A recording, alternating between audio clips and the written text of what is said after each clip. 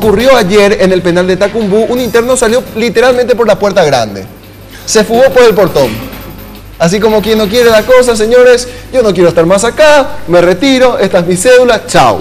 Perico por su casa. Bueno, de manera insólita, un joven identificado como Justo Ramón Isfrán Gamarra escapó del penal de Tacumbú, supuestamente haciéndose pasar por visita a su salida por el portón de entrada.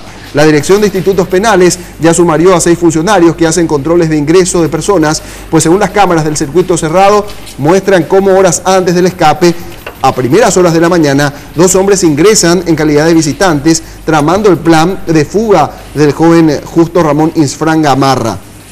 Este sujeto, de 23 años de edad, se encuentra prófugo y estaba preso por tentativa de robo agravado. Llama la atención que las autoridades, o en este caso los guardias, hayan avisado 4 horas después de que haya acontecido este hecho.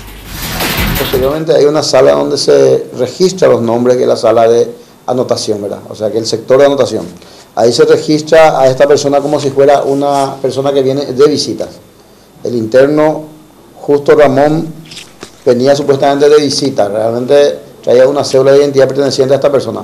Pasa hacia el sector de los pabellones y retorna, ahí se le entrega una tarjeta de visitante y retorna y entrega nuevamente esa tarjeta y retira su cédula. Ya el interno, dentro de la cantidad de gente que había, el personal no se percató, pero a mí no me cae, no puedo dimensionar de que el personal penitenciario no pueda atender y mirar en el rostro a la persona.